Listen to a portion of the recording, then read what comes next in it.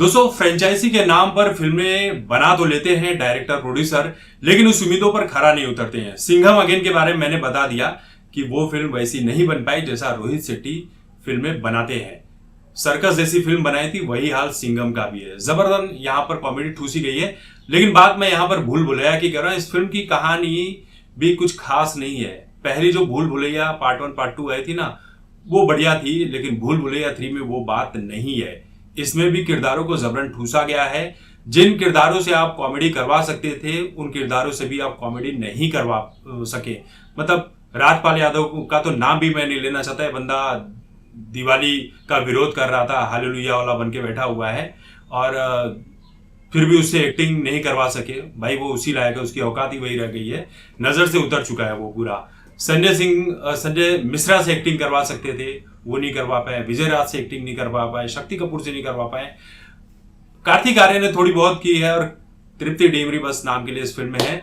इस फिल्म के 2 किरदार विद्या बालन और माधुरी दीक्षित, बस ऐसे ही है। विद्या बालन ने जो काम पहली फिल्म में किया था मंजुलिका का, यहां पर पूरा गुड़ गोबर कर दिया है। फिल्म की कहानी वही है प्राचीन बंगाल की रक्तो घाट की, जहां पर एक दृश्य दिखाया जाता है। एक महिला डांस कर रही है ढिंक चिका गाने पर, यानी कि वही आमी जो तुम्हारो, और उसी गाने पे नाच रही है। उसके बाद राजा के अंगरक्षक आते हैं, उसके ऊपर मिट्टी का तेल डालकर उसको जला देते हैं, मर जाती है, वो भूत बन जाती है। कहानी 200 साल के बाद आती है, जहां पर कार्तिक आर्यन रू बाबा बने हुए हैं। उसके बाद वो दूसरों लोगों को चमन चूतिया बनाकर वो पैसे कमाने के टेक्निक कर रहे हैं, जो कि कहा जाता है कि भाई हिंदुओं में बाबा ऐसा ही करते हैं। वही दिखाने की कोशिश की गई है कि बाबा है तो लूट रहा है, जनता को मूर्ख बना रहा है, अंधविश्वास के नाम पर अपनी जेब भर रहा है। वही कार्तिक आर्यन कर रहे थे।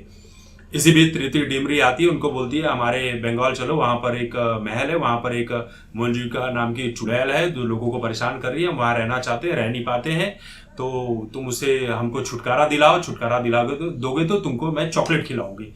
बस उसी चॉकलेट के बहाने पर वे चले जाते हैं कार्तिक आर्यन, लेकिन जाते हैं तो वहां पर मूंगफली बेचते हुए वही मिल जाती हैं विद्या बालन और माधुरी दीक्षित।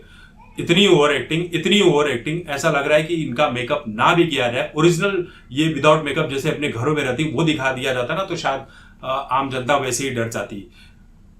हॉरर कॉमेडी के नाम पर बवासीर परोस दिया, और हॉरर के नाम पर बैकग्राउंड में पीछे म्यूजिक डाल देने से डर नहीं लगता है। ये स्त्री 2 बनाने की कोशिश कर रहे थे, लेकिन वैसा उस लेवल तक पहुंच नहीं पाए।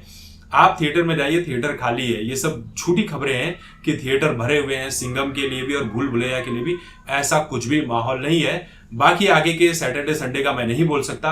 ये दोनों फिल्में भले ही कमाई कर ले, लेकिन जनता की उम्मीदों पर ये खरा नहीं उतर पाएगी। ये फिल्म उस तरह से नहीं बनी है जैसी बनाई जानी चाहिए।